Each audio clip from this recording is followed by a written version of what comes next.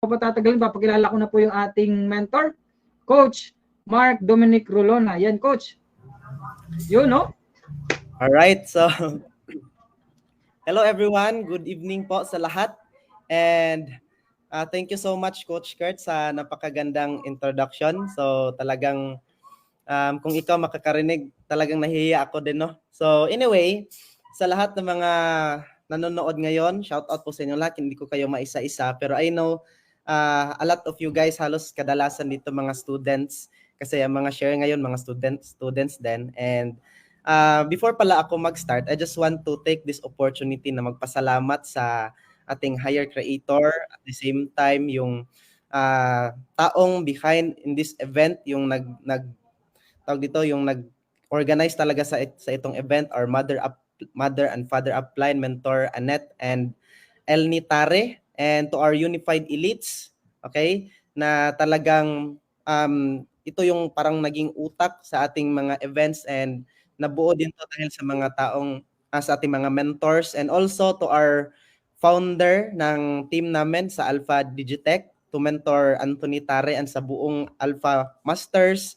sa mga Alpha Millionaires Hubbers, okay, sa lahat ng mga family, sa team ko, sa loved ones, okay, and sa lahat ng mga sumusuporta, and sa lahat ng mga nanonood ngayon, thank you for watching. Okay, thank you sa pag-attend sa ganitong events, because this is a very special event para sa amin, kasi sa dami ng estudyante sa dami ng mga student onliners, okay, isa tayo sa napili, kaya very very humbling lang na napili tayo, and that's why nandito tayo para i-inspire yung mga students din katulad ko, kasi yun nga, sabi ni Coach Kurt kanina, ay estudyante nung nag-start, kasi yun nga, student night naman to. So at least meron kayong background sa akin, konti lang naman yung i-share ko. So I am a civil engineering student from Bohol, so 24 years young, kasi hindi pa naman old yung 24, di ba? Okay? And ngayon, doing this business for full time na, so 4 years na din dito sa business, and ngayon, grabe, very thankful ako, grateful ako palagi na sa opportunity na to, kasi nakita ko to, okay? Kasi siguro kung hindi ko to nakita, never kong ma-experience yung mga na-experience ng mga coaches natin, or yung mga na-experience ko ngayon, which is i-share ko sa inyo. So yun nga, para din sa lahat na din na meron ding siguro ikaw din yung tipong estudyante na talagang may pangarap din sa buhay. Okay? So nag-start ako dito at the age of 20. Okay? Nasa 19 or 20, parang 20 years old. Then nakita ko to siya, nung nakita ko siya, nung na-introduce sa akin to, talagang doon talaga nabuhayan ang pangarap ko. Kasi ako yung tipong bata na talagang may pangarap sa buhay, pero hindi lang napalad na may magandang buhay, kaya nangangarap ng yayaman, na mangangarap na maging successful, kasi kami sa aming family hindi talaga kami sobrang ganun kayaman, kaya hindi kami yung pinanganak na mayan, kaya nagsipag and naghanap ng isang opportunity. And the good thing here is nakita ko yung UAC community, yung empowered consumerism, yung business na talagang nakikitaan ko ng vision na talagang magbago yung buhay ko. Alright? Pero nung narinig ko na may 10-5, doon din ako parang nawalan din ng pag-asa. Kaya I know may mga first timer din dito na makaka-relate. Kaya isa sa mga naging reason ko bakit ko to pinurso, kasi yun nga, hindi ako nag-decide based sa sitwasyon. Kasi yun nga, kami pa ay mahirap. Yung parents ko po walang magandang trabaho, and wala silang pang-support talaga sa akin sa school, kaya nag-decide ako na mag-start. Kaya umabot sa point na nag-decide ako na ang puhunan ko doon, hindi 10-5. Ang puhunan ko talaga doon is yung lakas ng loob, kumbaga. Okay, yung courage. Kaya nung nakita ko yung opportunity, nag-decide talaga ako to start. Okay, kahit ano man yung mga ginagawa ko, nangutang, ganon. So lahat yun ginawa ko para makastart lang dito. And to cut the long story short, guys, okay, lahat ng mga naging sacrifices ko, lahat ng mga naging risk ko na ginawa before, lahat yun nagbunga. Bakit? Kasi right now, okay, ngayon naman ay kumikita na tayo ng 6 digit, okay, buwan-buwan. And imagine, nung naging struggle ko before yung pera, yung problema ko before is yung pera. Ngayon, talagang nabiyayaan ako sa ganitong opportunity. Kaya very humbling lang na naging part ako sa community na to. And siguro sa lahat din ng mga dreamers na nandyan, mga estudyante na nandyan, guys, i-treat nyo to as a big opportunity kasi yun nga, maganda yung future natin dito. Alright, so yun nga, marami na din po akong mga magagandang nangyari sa akin. Tawag dito, natulungan ko yung parents ko kasi that's my main goal. That's the reason why bakit ko to tinodo. Okay? And siguro sa mga students na nandyan, yan din yung goal nyo. Kaya yun yung nangyari sa akin. Natulungan ko yung parents ko. Nung nag-aral ako, isa ko sa yung kita ko, ipanggasto ko sa tuition ko because yun nga, gusto ko na maging independent. Diba? Maging independent with regards about pera-pera kasi ayaw kong 20 years old na nanghihingi pa rin ng pera, nagdidepende pa rin ng pera ng parents, ikaw may gusto, okay? Kasi nakakaano din, in Bisaya, maikog ta ba? 'Di ba? Dako na ta or malaki na tayo tapos nanghihingi pa tayo ng pera. If meron ka namang skills, 'di ba? So why not to try or to upgrade your skill na pwede mong pagkakitaan. So yun yung nangyari sa akin. And aside doon, kumita ako ng first ilang months, kumita ako ng 4 digits. Okay, so sa mga nag-start din dito na katulad ko, okay, nag-start din po talaga ako sa konti lang. Okay, hanggang sa lumaki ng lumaki, pinagpatuloy ko yung opportunity. Actually, meron akong kakwentuhan kanina si mentor L. Anthony, and na-share na sa amin. So sobrang dami pong nag-start, okay, mga kabatch ko. Actually, I'm also proud to share to you guys na ako lang po yung natira, di ba, sa batch namin, and ako din yung natira na kumikita din ng malaki. Kaya sa mga nandito din, na mga nagsa-start pa lang, okay, so ituloy nyo talaga to guys kasi yun nga, maganda yung patutunguhan natin dito. So sobrang dami namin mga estudyante before na talagang nag-start lang na hindi nakapag-survive. Ako yung nag-survive na talagang pinagpatuloy ko. Kaya that's also my number 1 tip din sa mga kabataan dyan na ipagpatuloy nyo din to. So, ayun, bilisan ko na lang to. Isa sa mga naging achievement ko.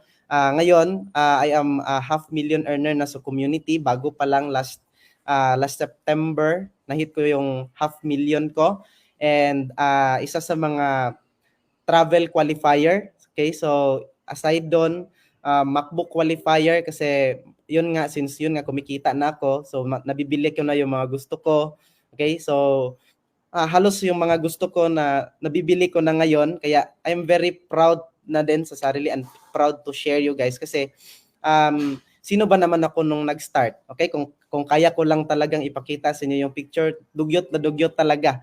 Okay, kaya gusto ko na ma-visualize din sa sarili nyo na kung may mga pinagdadaanan kayo ngayon or kung meron kayong nakita nyo na to yung opportunity as pwedeng opportunity na magbago yung buhay nyo, kaya itodo nyo na at itodo. Okay? Kasi yun nga, nandito tayo sa magandang sistema na. Okay, mayroong provide na system natin, and ang gagawin na lang natin is trabahuin. Okay? Kasi noon, I am a product na offliner. Kaya sobrang mahirap po noon. Ngayon, sobrang ganda na yung sistema natin. Alright? Kaya yun yung gusto kong sabihin na lang din. So, halos kasi nasabi na ni Coach Kurt yung background ko. So, yun yung mga achievement ko. Right? So, siguro meron din mga question and answer naman, Coach Kurt, no? And i-share natin pero pwede naman makapag-ask tayo ng question para makapagbigay tayo ng tips. Kasi baka yun din yung gusto nila. So, yun yung ako, guys. Yan. Alright, thank you so much, Coach Mac. So, imagine, no? Sa senior ni Coach Mac, I was very, very inspired. So, I think ngayon ko lang din narinig siguro yung na-share ni Coach Mac na sinabi niya. Sa batch na nagsimula sa system natin sa UEC, sa batch niya, siya lang po yung natira. At siya lang po yung natira na kumikita din ng malaki. Yan. Kung baga, Coach, matira sobrang yaman. Tama? Yeah, totoo talaga yan. Naniniwala ko talaga kasi nakikita ko din talaga yung pati mga transactions ni-share din kasi talaga ni Coach Mac din sa amin. Yung mga transactions nila, pinapakita din sa amin. Sabi ko nga na, grabe talaga, no? Kaya masasabi ko na deserve talaga yung yung blessings and mga results and achievements also na nakukuha ni Coach Macdi. Kasi imagine ba naman sa batch niya na sobrang dami na hundreds of people and student, siya ngayon natira, siya din po yung mas kumikita pa ng malaki. Kaya follow nyo lang talaga yung sinabi ni Coach Macdi. Trabahuin nyo lang, tumagal lang kayo. Sure na sure talaga nakikita din kayo ng malaki. Pero syempre, hindi natin hindi natin maiiwasan, Coach. Lalagyan natin ng konting ilaw yung process na pinagdaanan mo nang ikaw ay nagsimula. Okay, so since nagsimula ka sa student, tapos offline to online, meron talagang struggles for sure dyan sa pag-manage ng time. So, para makarelate yung mga estudyante natin, paano mo yun na-manage, Coach? Yung pagiging estudyante tapos part-time associate ng ating system at ano yung nakapagpatagal sa'yo sa ating system na to? Yun. Okay, napakagandang tanong, no? Kasi halos yan talaga yung challenge ng mga estudyante, no? Okay? So, yun nga, sabi ko kanina, nag-start ako sa student, pero paano ko nga ba na-handle yun?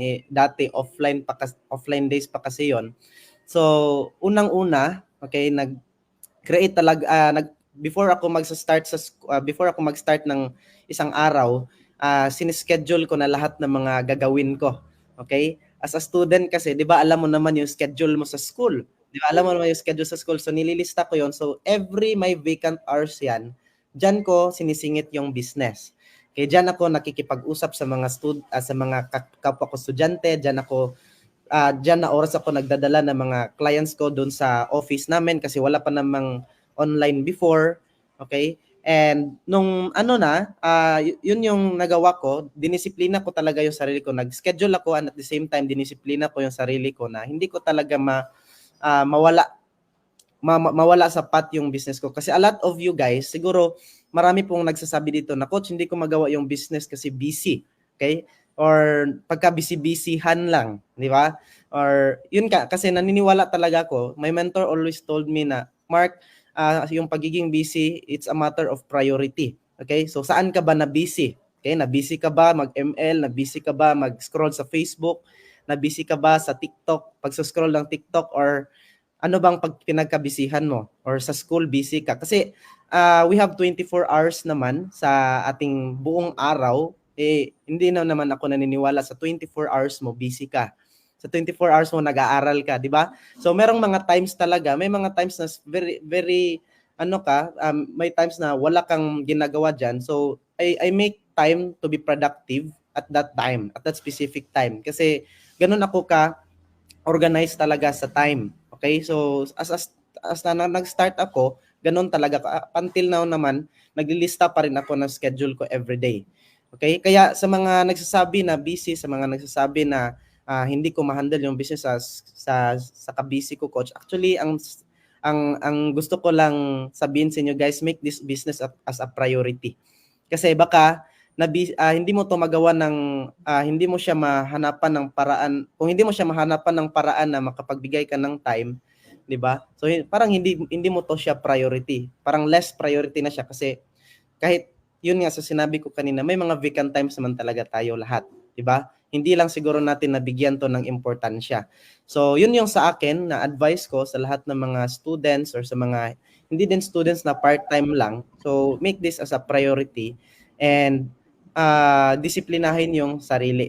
Okay? Kasi I know marami po tayong times. Okay?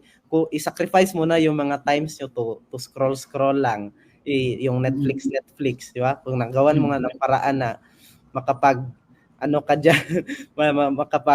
side ka dyan ba, yung mag Facebook, di ba? So dito na lang, mas magiging productive ka pa. So, yun yung advice ko sa mga kabataan, Coach. Yun yung ginawa ko before. Dinisiplina ko lang talaga yung sarili ko at binigyan ko to ng importansya. Kasi, importante naman din talaga. Di ba? Right. Thank you so much, Coach Mac. So, I hope sa mga estudyante na nagsisimula din po sa atin dito part-time, I hope nakapag-take po kayo doon ng notes. Kasi, simple lang, sabi ni Coach Mac D, isama mo lang sa priority mo. Tapos, iset mo lang talaga ng schedule. And dapat, kumbaga, maging part na siya ng discipline mo na araw-araw, part siya ng activity mo. Kasi kung hindi siya part ng activity mo, hindi siya importante. Meron kasi tayong tinatawag na law of use na tinuro din sa amin ni Coach L, no? Na what you do not use, you will lose. yung mga bagay na importante sa'yo na binibigyan mo ng value, ay hindi talaga yan mawawala. Mag-grow pa nga yan, mag-grow pa siya ng mas malaki pa. Simply because binigyan mo ng importansya yung isang bagay, binigyan mo ng value. Baga nag-grow yung value niya. So that's yun yung ginawa ni Coach Macdi. So kahit student, offline times pa po yun So sabi nga niya, lahat naman tayo may available time. Tama ba? Yes. Lahat tayo meron tayong vacant time. So basically kung meron tayong lahat ng vacant time, so of course, doon na lang natin isingit. Tapos avoid na natin yung distraction. Kung baga, i-less muna natin yung mga distraction na hindi naman talaga hindi naman talaga kailangan. And talking about BC, kasi most likely, di ba, Coach, I know for sure na pagdaanan mo rin na nasabi mo na papatin na tayo ng training, tapos sasabihin mo na, Coach, matin tayo ng ganito, tapos siguro subconsciously nasabi din natin accidentally na busy kasi ako, Coach. Pero kung mabalikan natin yung term na busy, Coach, lahat naman tayo busy. Tama? Pero ang question dyan, yung pinagkakabisihan mo ba, ikakayaman mo ba? Yes, para sa pangarap mo ba? Sa pangarap mo ba, yung pinagkakabisihan mo? Kasi kung busy ka lang din naman, pag scroll up, scroll down, tapos walang nangyayari for the past few years, edi, malayo talaga yun sa, hindi connect, misalign kumbaga. No? So, nag-start si Coach Macdi, ito Coach, follow-up question ko Coach, nag-start ka na as a student na part-time. Ngayon, sabi mo nga full-time. So ngayon, ano yung mga typical days mo? Saan or ano activity yung mas malaking kinakain sa oras mo every typical day, kumbaga normal days na para sa iyo. Anong activity yun yung pinaka ginagawa mo always? Alright, so thank you Coach Kurt sa napakagandang tanong, no. So as a full-time, yung focus ko na talaga na activity ngayon is yung sa mga members na dito, kung alam niyo yung mga 5 fingers or ayun, yung daily na ginagawa ng isang associate dito, yung aside sa pagpo-prospecting, aside sa pag-adding or pag-i-invite, gano'n. So yun yung mga ginagawa ko most of my time. And also, since meron ng grupo, the same time, nagpo-follow up ako sa mga members, tinutulungan ko yung mga taong mga part ng community ko at mga brother lines, mga cross lines, ayan. So nagsischedule ako ng mga meetings, trainings, and at the same time, ginagawa yung ginagawa natin, right? So meron pa din yung pagiging disiplinado kasi may mga times na kahit may mga full-timer dito na ano ko na lang din, tawag dito, same pa rin naman, kahit ma-full-timer or part-timer ka, kailangan pa rin i-disiplina yung sarili. Kaya kailangan pa rin na tawag dito, maging productive ka palagi. Kasi may mga full-timers din na fulling time. Kaya ang advice ko sa lahat ng mga din, okay? So yung fulling ba, yung FOOLING, hindi yung full-time. So yun yung sa akin, Coach Kurt, na aside sa pagiging full-time, meron ako mga ginagawa, mga extra efforts, extraordinary na efforts din na nilalagay ko sa team ko. Okay? So follow up, monitor, and at the same time, ginagawa yung mga activities natin as an online. Alright. Yan, thank you so much Coach Mac. So, yan guys, no, sa mga nagpo-full time na din. Yan, kung kayo na nako-confuse ano bang dapat kong gawin kasi full time na ako, and so on, or sa bahay ka man, or kasama ka sa mga hubbers natin sa UAC, okay, sa mga kanya-kanya nating hub, baka ikaw isa sa mga full time, kasi marami din talaga akong nakitang full timers na humahataw din naman talaga, ginagawa yung mga basic pero walang extra. Yung sinasabi ni Coach Mac din, no, na extra. Kumbaga yung 5 fingers ginagawa na kasi natin. Kumbaga, kung ikaw full-timer, gagawin mo talaga yan every single. Kumbaga, buhay mo na yan, habit mo na yan. Pag indoors, pag follow-up, pag closing, pag upskill training 1 and upskill training 2. But the question is, are you doing extra? Yun, sabi ni Coach Mac D. Pag follow-up sa mga leaders, pag monitor, pag training, tawag pa nga dyan, mga technical training, and so on. Marami pa ako, naka-attend din po ako sa mga extra na mga event ni Coach Macdi na kung saan pag-develop ng mga bagong leaders sa kanyang team. So basically, kailangan pala na meron kang idadagdag. Hindi lang pala na gagawin mo lang kung anong ginagawa mo typically sa part-timer, yun na lang talaga, tapos wala ng development. Kumbaga kay Coach Mac, merong development. So yun yung nakapag-inspire din ako na, kailangan ko rin talaga mag-step up since nag-full-time na rin ako. So sa lahat ng mga full-timer, makaka-relate din kayo na, mga estudyante din, na confused pa kung ano dapat gawin. So yun, take note nyo yung sinabi ni Coach Mac, do an extra mile. Yan. Okay? Yes. So, and ito Coach, lastly, matanong ko lang, since one of the technicals ka din ng ating system sa ating hands, no? Ano yung pinaka-favorite mo na upskill training? Yun. Balik tayo sa basic, Right. no? So, napakaganda, no? So, depende kasi yan, Coach Kurt, para sa akin na depende kasi yan sa kung ano yung situation mo na ngayon. For example, for me, as a leader, sa isa sa mga leader sa community, ang pinaka gusto ko na upskill doon is upskill 6 kasi it's all about leadership training. Mm-hmm. So bakit 'yon? Kasi 'yun nga para mas mas ma-enhance ko pa yung leader in leading skills. Kaya always kung nag-attend ng mga upskill 6 trainings, kaya yun yung pinaka-paborito ko. Pero nung ako nag-start, yung pinaka-paborito kong training doon is yung upskill 3. Kasi doon ako na change yung mindset ko. Doon ako na-program. Doon ako na-reprogram na ganito pala sa business. Kaya sa mga baguhan pa dito, okay, pwede nyo pong attenan yung mga upskill 3 training. Panoorin nyo yan ng panoorin hanggang sa maintindihan nyo po. Kasi grabe pong mga valuable learnings talaga yung matutunan nyo dyan. Okay? So, sobrang ganda yung upskill 3 training. It's all about us. It's all about our platform. Kaya napakaganda. So, yun yung pinaka-paborito ko ngayon is upskill 6 training. Alright? So, elaborate ko ba, Coach Kurt? Or yun na? Kasi I think that's all, Coach. All goods na talaga. So, yun na-curious lang talaga ako. So, kasi sa akin din, yung pinaka-favorite ko rin na nagsimula ako is yung, talaga, yung upskill training 2. Ito yung pinaka-favorite ko na nagsisimula ako. Pero yun, ang sinabi ni Coach Mac din na upskill training 6 din. I was so happy to hear that simply because depende talaga kasi talaga sa sa situation mo kung ano ka ngayon. Okay? Having the system, having the system na meron tayo, okay, sa situation na meron din si Coach Mac D, upskill training 6 talaga kasi meron ng mga leaders. And yun na yung kailangan na i-develop to lead effectively and efficiently sa mga leaders and down the line. So napakaganda na Coach, no?